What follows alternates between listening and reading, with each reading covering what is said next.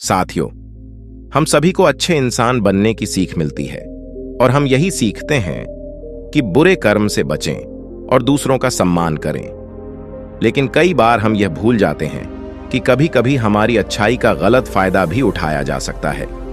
अच्छा इंसान किसे पसंद नहीं आता? बचपन से ही हमें सिखाया जाता है कि अच्छा इंसान बनो, अच्छे कर्म करो, किसी का गलत फायदा ना उठाओ। लेकिन यह सिखाया नहीं जाता कि जब हम पर कुछ लोगों द्वारा अन्याय किया जाता है तो हमें कैसे रहना चाहिए। जब हमारा गलत फायदा उठाया जा रहा हो, क्या तब भी अच्छे बने रहना और हमारा आत्मसम्मान खोना सही है? जब एक अच्छे इंसान का हक जबरदस्ती छीना जा रहा हो, क्या तब भी अच्छे बने रहना ठीक है? साथियों, अच्छा होना आजकल एक आदर्श माना जाता है। जैसे कि आपने अपने आसपास के लोगों को यह कहते सुना होगा कि देखो वह इंसान कितना ज्यादा अच्छा है। लेकिन हम इस बीच यह भूल जाते हैं कि अच्छे होने के भी एक सीमा होना जरूरी है। हमें यह याद रखना चाहिए कि हद से ज्यादा अच्छा होना भी अच्छा नहीं होता, और अगर हम यह भूल जाएंगे तो यह दुनिया हमें यह बार बार याद दिलाएगी और साबित करेगी कि हद से ज्यादा अच्छा होना भी अच्छा नहीं होता। अक्सर आपने यह देखा होगा कि जो जितना अच्छा होता है उसे उतना ही दुख मिलता है। पर ऐसा क्यों? व्यक्ति हमेशा दूसरों की भावनाओं और जरूरतों को अपने आप से अधिक महत्वपूर्ण मानता है और इसी कारण वह खुद को एक कठिन स्थिति में पाता है। अक्सर उसे ऐसा महसूस होता है कि आखिर क्यों उसके किए हुए अच्छे कामों को लोग नजरअंदाज करते हैं और उल्टा उसी का गलत फायदा उठाया जाता है। कभी ज्यादा काम करवाने से लेकर तो कभी उसे बिना कोई महत्व देकर नजरअंदाज करने तक किसी के लिए हम अच्छा करते हैं तो वहीं से हमें दुख प्राप्त क्यों होता है? आमतौर पर जब कोई आदमी कभी क्रोध कर दे या दुखी होकर किसी को भला बुरा कह दें तो हम उसे बुरा समझने लगते हैं। ऐसा आपके साथ भी हुआ होगा कि आपने कभी ना कभी तंग होकर किसी को कुछ भला बुरा कह दिया होगा और सिर्फ उसी कारण आप लोगों के नजरों में बुरे माने जाने लगे। और जैसे कि कर्म और फल का नियम कहता है, बुरे कर्मों का परिणाम बुरा मिलेगा। आज तक आप यही समझते आए हैं कि सिर्फ बुरे कर्मों का फल बुरा होगा, लेकिन आज की इस कहानी के बाद आप यह समझ जाओगे कि एक अच्छा इंसान के साथ भी बुरा हो सकता है। जब वह हद से ज्यादा अच्छा बन जाए, उस इंसान को दुख ही मिलेगा, उसका परिणाम भी बुरा ही हो सकता है। तो आइए आज की इस बोध कहानी के द्वारा हम यह समझेंगे कि ऐसी स्थिति में हमें क्या करना चाहिए और यह भी जान लेंगे कि ज्यादा अच्छा होना अच्छा है या बुरा। तो आइए शुरू करते हैं। बहुत समय पहले की बात है। एक नगर में एक धनी सेठ रहता था जो बहुत दयालु था। इतना बड़ा व्यापार और बहुत सारा धन होने के बावजूद वह एक भोला और दान करने वाला इंसान था। वह हर किसी की मदद करता था।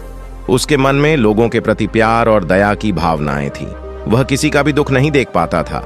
उसके इतने दयालु और भोलेपन के वजह से उसके आसपास के लोग उसकी इसी बात को उसकी कमजोरी समझकर उसका फायदा उठाते थे। कुछ लोग उस सेठ के सामने झूठ मूठ का रोना रोकर उससे पैसे उधार ले जाते थे। सेठ अमीर तो था ही और ऊपर से दयालु भी। जब वह सेठ उन लोगों की दुखी हालत देखता और उनकी परेशानियां सुनता तो उसका मन भर आता। और जब लोग कहते हैं कि मुझे थोड़ा धन उधार चाहिए, क्या तुम मेरी मदद करोगे? मैं तुम्हारा यह एहसान कभी नहीं भूलूंगा, तो वह मना नहीं कर पाता। वह सोचकर धन दे देता कि अभी इसका बुरा वक्त चल रहा है, इसको मेरी मदद की जरूरत है, बाद में यह पैसे लौटा देगा। धीरे धीरे वक्त गुजरता गया। लोग उस सेठ के आगे बिना बात का रोना रोते और उसका धन ले जाते और कभी वापस नहीं करते। सेठ भी कभी धन वापस नहीं मांगता था। उसको लगता था कि जब इसका बुरा वक्त गुजर जाएगा तो धन वापस कर देगा। लेकिन कहते हैं ना कि हर सुबह के बाद रात होती है, हर सुख के बाद दुख आता है और दुख के बाद सुख आता है। ठीक उसी तरह उस सेठ के साथ भी हुआ। कुछ सालों बाद उसे पास धन कम होने की वजह से उसके व्यापार में माल भरने के पैसे कम होने लगे और इसके वजह से उसके दुकान पर अब ग्राहक भी कम होने लगे, क्योंकि जो सामान उन ग्राहकों को चाहिए था वह सामान उस व्यापारी के पास खत्म होने लगा था और उस सामान को लाने के लिए अब उसके पास इतना धन भी नहीं था। धीरे धीरे सेठ का धन समाप्त हो गया। एक समय था जब वह सेठ अपने नगर के अमीर लोगों में आता था, पर आज उसके पैसे नहीं थे। ऊपर से ढेर सारा कर्ज उसे बाजार से लेना पड़ा। उसे समझ नहीं आ रहा था कि वह क्या करे। उसने महात्मा बुद्ध के बड़े चर्चे सुन रखे थे। उसे ये पता था कि उसके बहुत मित्रों ने उनके पास जाकर अपने जीवन के लिए सही मार्गदर्शन लिए है और वह जो ज्ञान देते हैं वह काफी जिंदगियां सुधार चुका है। उसने निश्चय किया कि अब तथागत गौतम बुद्ध ही उनकी समस्या का हल बताएंगे। यही सोचकर वह अगले दिन गौतम बुद्ध से मिलने निकल पड़ता है। वहां जाकर बुद्ध को प्रणाम करता है। फिर सेठ गौतम बुद्ध से कहता है, मुझे मेरी समस्या का निवारण चाहिए। बुद्ध कहते हैं, पूछो, क्या पूछना है। फिर सेठ उन्हें सारी बातें बताता है कि कैसे वह लोगों की मदद करके अमीर से गरीब हो गया, कैसे उसने बस लोगों की बुरी हालत देखकर अपने व्यापार के पैसे उन्हें मदद करने के लिए दे दिए और आज वह खुद जरूरतमंद हो गया है। गौतम बुद्ध उसकी सारी बातें ध्यान से सुनते हैं और कहते हैं कि तुम बहुत ही सीधे और दयालु हो। जरूरत से ज्यादा सीधा होना भी हमारे लिए मुसीबत पैदा कर सकता है। आगे बुद्ध कहते हैं, तुम लोगों की मदद इसलिए करते थे ताकि वो मुसीबत से बाहर निकल सके, लेकिन लोगों ने इसका फायदा उठाया और तुम्हें ठगने का काम करते रहे। उस सेठ ने कहा, आप बिल्कुल सही कह रहे हैं बुद्ध। मेरे दुखों का कारण मेरा ज्यादा सीधा होना, सरल होना और दयावान होना ही लग रहा है, लेकिन मैं अब क्या करूं? मुझे रास्ता बताइए। क्या मैं बुरा बन जाऊं, दया निकालकर फेंक दूं, निर्दयी हो जाऊं? क्या अच्छाई करने की कोई कीमत नहीं? इस दुनिया में क्या मदद करने से या किसी का भला करने से बस यही परिणाम मिलता है? बुद्ध कहते हैं, नहीं, तुम्हें यह सब नहीं करना है। कई बार तुमने देखा होगा कि जो व्यक्ति ज्यादा अच्छा होता है उसे उतना ही ज्यादा दुख मिलता है। इसका सीधा कारण है कि वह अपने अधिकारों को सामने वाले की इच्छाओं से कम दर्जा देता है और फिर उसे जब भी आपसी अनबन होती है तो उसे अधिक तकलीफ होती है। लेकिन उसी के विपरीत हमें हमेशा यह भी नहीं सोचना चाहिए कि हमारा अच्छाई और भला करना बेकार है, ये बस हमारी कमजोरी है। हमें अच्छाई के हाथ कभी नहीं छोड़ना चाहिए। हमें बस यह सीखना है कि कभी कभी हमें भी अपनी बात रखने का अधिकार है और हमें अपने अधिकारों की रक्षा करनी चाहिए। इसलिए हमें अच्छे इंसान बने रहने के साथ साथ अपने अधिकारों की रक्षा करना भी सीखना होगा। अगर हमें गलत तरीके से नुकसान हो रहा है, कोई हमारा गलत फायदा उठा रहा है, तो हमें उसका सामना करने के लिए सही तरीके से खड़े होना जरूरी है। यही एक सच्चे और अच्छे इंसान की पहचान और शख्सियत होती है। वह आदमी कहता है, बुद्ध, मुझे थोड़ा थोड़ा समझ आ रहा है, लेकिन अभी भी मैं पूरी तरह नहीं समझा। इस पर बुद्ध कहते हैं, चलो मैं तुम्हें एक कहानी सुनाता हूं, उसके बाद तुम्हें समझ आ जाएगा कि तुम्हें क्या करना है और क्या नहीं करना है। बहुत समय पहले की बात है। एक जंगल में एक हिरण्णी रहती थी। उस हिरण्णी ने एक मेमने को जन्म दिया। वह मेमना बहुत ही सुंदर था। उसके शरीर पर बहुत ही चमकदार घने बाल थे। वह बहुत ही सुंदर लगता था। हिरण्णी भी अपने बच्चे से बहुत प्रेम करती थी और उसका बहुत अच्छे से देखभाल भी करती थी। हिरण्णी अपने बेटे को अच्छी अच्छी बातें सिखाती, उसे अच्छे संस्कार देती। उस हिरण्णी की इच्छा थी कि उसका बेटा बड़ा होकर खूब नाम रोशन करे, लेकिन हिरण्णी के ज्यादा लाड प्यार के कारण मेमना बिगड़ता जा रहा था। उसकी माँ उसे अच्छी शिक्षा देती थी, उसे अच्छे से रखती थी, दिन रात उसका पूरा ख्याल रखती थी, लेकिन मेमना दिन प्रतिदिन शैतान और जिद्दी होता चला गया। वह अपनी माँ की किसी भी बात को ध्यान से नहीं सुनता और ना ही किसी बात पर ध्यान देता। उसे हर पल ऐसा ही लगता कि मेरी माँ मेरा इतना ख्याल रखती हैं और इसी कारण वह खुद की जिम्मेदारी नहीं लेता था, ये सोचकर कि उसकी माँ उसे किसी भी संकट से निकाल लेगी। वह धीरे धीरे गैर जिम्मेदार होता जा रहा था और अब उस हिरण्णी का लाड और प्यार उसी के मेमने के अच्छे और जिम्मेदार बनने में रुकावट बन गई थी। फिर एक दिन वह मेमना घूमता घूमता पास के जंगल में जा पहुंचा। वह मेमना पहली बार जंगल में गया था। उसे पहली बार जंगल में जान का मौका मिला था। वह जंगल की सुंदरता को देखकर चकित रह गया। उसने कभी इतनी सुंदर चीज नहीं देखी थी। इतनी सुंदर पौधे, रंग बिरंगे फूलों को देखकर बहुत ही प्रशंसा हुई। उसे ये सब देखकर बहुत अच्छा लगा। फिर उसने झाड़ियों के कुछ पत्तियां खाईं। जैसे ही उसने पेट भरने के लिए पेड़ों की पत्तियां खाई, उसको वह पत्तियां बहुत ही स्वादिष्ट लगी। अब तो वह मेमना रोज जंगल में जाने लगा और वहां जाकर पेड़ पौधों को नुकसान पहुंचा रहा था। उसने उनकी पत्तियां तोड़ी, उनके फूलों को नोचा, फूलों को खाया और कुछ को तोड़कर जमीन पर डाल दिया। उस मेमने को इस बात की बिल्कुल भी परवाह नहीं थी कि वह क्या कर रहा है। उसको इस बात का पता ही नहीं था कि जंगल में कोई खतरा भी है।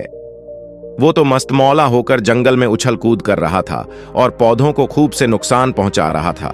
लेकिन जब उसकी मां को यानी उस हिरण्णी को इस बारे में पता चला कि मेमना हर रोज जंगल जाता है, तो वह घबरा गई और मेमने को अपने पास बुलाकर समझाने लगी कि तुम जंगल में मत जाओ, वहां पर बहुत सारे खूंखार जानवर है, तुम्हारे ऊपर हमला कर देंगे, तुम्हें खा जाएंगे। लेकिन मां की बात का उस पर कोई असर नहीं हुआ, बल्कि वह मेमना अपने माता से कहने लगा कि मां, जो भी मेरे सामने आएगा वह मुझसे जमकर मार खाएगा, फिर वह बहुत पछताएगा। इसके बाद मेमना फिर से जंगल की तरफ भाग गया। उसे अपनी माता की कही बातें झूठी लगने लगीं। हर रोज की तरह उस दिन भी वह उछल कूद करने लगा और पेड़ पौधों की पत्तियां तोड़ने लगा। कभी फूलों को तोड़ता, कभी पेड़ों को खूब नुकसान पहुंचाता। लेकिन उस दिन उस जंगल में एक शेर पहुंचा। वह शेर बहुत ही ताकतवर था, लेकिन ताकतवर होने के साथ वह दयालु भी था। उस शेर का मानना था कि कमजोर प्राणियों को नुकसान पहुंचाना ठीक नहीं है। शक्तिशाली होने का मतलब यह नहीं है कि मैं किसी कमजोर प्राणी पर शक्ति का प्रयोग करूं। वह शेर उस जंगल में घूमने लगा। घूमते घूमते वहां पर पहुंचा जहां पर वह नासमझ मेमना शैतानी कर रहा था। शेर ने उस मेमने को देखकर आश्चर्य में पड़ गया। शेर ने सोचा कि इस मेमने को किसी खूंखार जानवर का डर क्यों नहीं है। ये कैसे पेड़ पौधों की पत्तियां बिना काम के ही नोच रहा है। यह इनको खत्म कर रहा है और उन पत्तियों को खा कम बल्कि बिगाड़ ज्यादा रहा है। उसके बाद वह शेर कुछ देर तक चुपचाप खड़ा होकर उसको देखा रहा और शेर सोचता है कि मेमना कुछ ही देर में मुझे देखकर यहां से भाग जाएगा और उसके डर के भाग जाने से मुझे बल का प्रयोग नहीं करना पड़ेगा। लेकिन ऐसा नहीं हुआ। शेर बहुत देर तक खड़ा रहा और वहीं इंतजार करने लगा कि वह यहां से कब जाएगा। लेकिन मेमना तो भोजन करने में व्यस्त था। उसे शेर का कोई ख्याल नहीं था। मजे से पेड़ पौधे की पत्तियां नोच रहा था, उन्हें खा रहा था, सब कुछ बेकार कर रहा था। जब शेर ने देखा कि मेमना उसे देखने के बाद भी वहां से नहीं जा रहा है, तो खुद वह मेमने के पास जाता है और वहां जाकर बोलता है, सुनो बच्चे, इस जंगल में फूल पत्तियों को नुकसान पहुंचा रहे हों, तुम्हें जितना जरूरी है तुम्हारे भोजन के लिए बस उतने ही तोड़ो। तुम बहुत फूल पत्तियां यूं ही नष्ट कर रहे हो। अगर तुम इन पेड़ पौधों को, इन फूल पत्तियां को नुकसान पहुंचाओगे तो तुम अच्छे बच्चे कैसे बनोगे। अच्छे बच्चे कभी भी इस तरह जंगल में आकर पेड़ पौधों को नुकसान नहीं पहुंचाने लगते। तुम्हारी मां ने तुम्हें अच्छा बच्चा नहीं बनाया। शेर की बातें सुनकर वो घमंड से बोलता है, तुम्हें अच्छे बच्चे बने रहना है, तुम बने रहो। मैं तो जैसा हूं वैसा ही ठीक हूं। मैं वैसे ही रहूंगा जैसे मुझे रहना है। शेर हैरान हो जाता है, लेकिन फिर शेरू मेमने को बच्चा समझकर माफ कर देता है, क्योंकि शेर नहीं चाहता था उस बच्चे पर हमला करना पड़े। फिर भेड़ का बच्चा बोला, तुम खतरनाक तो कहीं से नजर नहीं आते, चले जाओ यहां से। बड़े आए खतरनाक, तुम मेरा दिमाग ज्यादा खराब मत करो, चले जाओ यहां से, अपना रास्ता नाप लो और मुझे इन फूल पत्तियों को खाने दो। यह कहकर वह घमंडी मेमना पत्तियां खाता हुआ आगे चला गया और शेर उसे बस हैरानी से देखता रह गया। तभी वहां पास में ही झाड़ियों के पीछे एक लोमड़ी छुपी हुई थी। वह लोमड़ी शेर और मेमने की सारी बातें सुन रही थी। उस लोमड़ी को शेर राजा की इस तरह बेइज्जती बर्दाश्त नहीं हुई, तो वहां से झाड़ियों से निकलकर शेर के पास आ पहुंची और शेर के पास आकर बोली, क्षमा कीजिएगा महाराज, आप तो इस जंगल के महाराज हैं, इतने बलशाली हैं, आप चाहें तो मेमने को 2 मिनट में मजा चखा सकते हैं और उसे आपका अपमान करने से रोक सकते थे। फिर आपने कुछ भी क्यों नहीं किया। इस पर शेर ने कहा, मैंने उस बच्चे का भला सोचा, मुझे ऐसे ही किसी बच्चे को अपनी ताकत का शिकार नहीं बनाना था। यह सब सुनकर लोमड़ी बोली, महाराज, लेकिन आपके इतने सीधेपन और दयावान होने के कारण ही उस मेमने की हिम्मत बढ़ गई है। वह आपके सीधेपन का गलत फायदा उठा रहा है और जंगल में इधर उधर घूम रहा है और पेड़ पौधों को नुकसान पहुंचा रहा है। मुझे पता है कि कमजोर प्राणी पर हमला नहीं करना चाहिए, यह बहुत बुरी बात है, और यह भी दया करना एक अच्छा गुण है, लेकिन शासन में कभी कभी भय दिखाना भी जरूरी है। आपकी यह बात सही है कि प्रजा के साथ दयालुता का व्यवहार करना चाहिए, लेकिन इसके साथ साथ यह भी जरूरी है कि उनके मन में राजा के प्रति डर भी हो, ताकि वह इस तरह के अपराध न करे, कोई मर्यादा न तोड़े। लोमड़ी की बात सुनकर जंगल का राजा शेर लोमड़ी से कहता है, क्या ऐसा हो सकता है कि मेमने को भय दिखाकर हम उसे काबू में कर सके, जिससे कि उसमें सुधार आए और उस मेमने को किसी तरह का नुकसान भी न पहुंचे, जिससे कि वह जंगल के पेड़ पौधों को कोई नुकसान न पहुंचाए। फिर शेर कहता है, लोमड़ी, क्या तुम ऐसा कर सकती हो? शेर के बात सुनकर लोमड़ी कहती है, जी हाँ महाराज, बिल्कुल मैं ऐसा कर सकती हूं कि वह डर भी जाए, सुधर भी जाए और उसे कोई नुकसान भी ना हो। उसे इतना डरा दूंगी कि वह जंगल में कभी दोबारा घुसने की हिम्मत नहीं करेगा। मैं उसे इस तरह डराऊंगी कि उसके मन में भय बैठ जाएगा।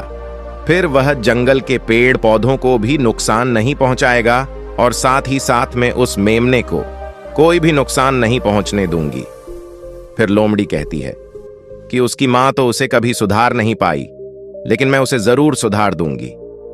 लोमड़ी की बातें सुनकर शेर ने बोला, अच्छा ठीक है, तुम कोशिश करके देखो। अगर तुम्हें इसमें सफलता मिल जाती है तो मैं तुम्हें जंगल के सभी जानवरों के सामने इनाम दूंगा। शेर की बातें सुनकर लोमड़ी बहुत खुश हुई। वह तुरंत मेमने के पास गई और उस मेमने पर गरज पड़ी। इससे पहले कि वह मेमना वहां से भाग पाता, उससे पहले ही लोमड़ी ने मेमने को जमीन पर पटक दिया और उसे अपने मजबूत पंजों से दबोच लिया। मेमने को दबोचने के बाद लोमड़ी मेमने से बोली कि बोल, तुझे मार दिया जाए या छोड़ दिया जाए? तुमने इस जंगल के पेड़ पौधे, यहाँ के फूल और कमजोर प्राणियों के साथ भी तो यही किया है। मेरे ख्याल में मार ही देना चाहिए। लोमड़ी की बातें सुनकर मेमना डर के मारे थर थर कांपने लगा। फिर वह लोमड़ी से बोलने लगा, मुझे माफ कर दो, मुझे छोड़ दो, मुझे यहां से जाने दो। मैं कभी भी जंगल की तरफ नहीं आऊंगा, ना ही कभी पेड़ पौधों को कोई नुकसान पहुंचाऊंगा, और अब मैं कभी कोई गलती नहीं करूंगा। तब लोमड़ी ने मेमने की पकड़ ढीली की। जैसे ही मेमने की पकड़ ढीली हुई, वह जोर जोर से भागने लगा। वह गिरता उठाता भागता हुआ अपनी मां के पास जा पहुंचा। उधर लोमड़ी शेर के पास गई और सर झुकाकर बोली, देखा महाराज, ताकत के साथ दिमाग का प्रयोग करना भी बहुत जरूरी होता है। तभी लोग हमारा सम्मान करते हैं, तभी हमारी अच्छाई का गलत फायदा नहीं उठाया जाएगा। लोमड़ी की बात सुनकर शेर लोमड़ी की योग्यता से प्रभावित हुआ। उसने लोमड़ी को सारे जानवरों के सामने इनाम दिया। उधर वह मेमना घबराए हुए अपनी मां के पास पहुंचा और अपनी मां से आकर लिपट गया और मां से क्षमा मांगने लगा। मां, मुझे क्षमा कर दो, मैंने आपके बात कभी नहीं मानी। आप मुझे हमेशा सही कहती थीं कि जंगल में बहुत खतरनाक जानवर रहते हैं। आज के बाद मैं कभी भी उस जंगल में नहीं जाऊंगा। फिर बुद्ध उस व्यापारी को कहते हैं, देखा बेटा, इतने अच्छे मत बनो कि लोग तुम्हें खा जाएं, और ना ही इतने कड़वे बनो कि लोग तुम्हें खाए ही नहीं। जरूरत से ज्यादा अच्छा बनना इंसान को दुख देगा। लोग उसका सम्मान नहीं करेंगे, बल्कि उसे पागल समझेंगे। गौतम बुद्ध को सेठ से कहते हैं, अगर शेर भी अच्छा बनने का दिखावा करेगा या फिर अच्छा बनकर रहेगा, तो लोग उससे डरने की बजाय उसे पागल समझेंगे। सेठ को समझाते हुए बुद्ध बोले, अगर हम ज्यादा अच्छे बनकर पेश आते हैं तो लोग हमारी अच्छाई का फायदा उठाने लगते हैं। तुम लोगों के लिए भले उनकी मदद करते हो, वही लोग भोले बनकर तुम्हें ठगने की कोशिश करेंगे।